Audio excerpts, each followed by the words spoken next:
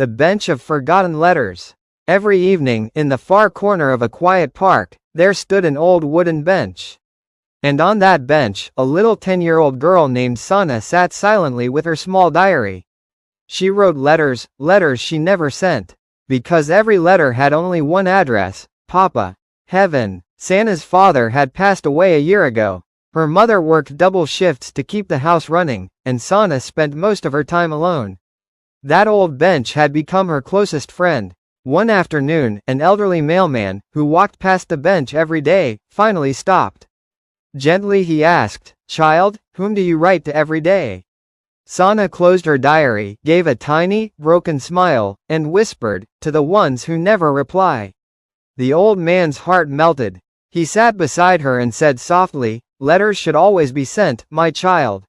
You never know whose hope they might touch." Sana shook her head. "But I don't have an address for heaven." The next day, when Sana returned, her eyes widened. Attached to the bench was a small wooden mailbox. Neat handwriting on it read, "Letters for heaven." The old mailman had built it himself. Sana's eyes filled with tears. She placed all her letters inside the tiny mailbox, the ones she had saved for months. Days passed. Weeks passed. Then one evening, Sana found a small envelope inside the mailbox. With trembling hands, she opened it. Inside was a note. "I read every letter you write. And I'm always with you.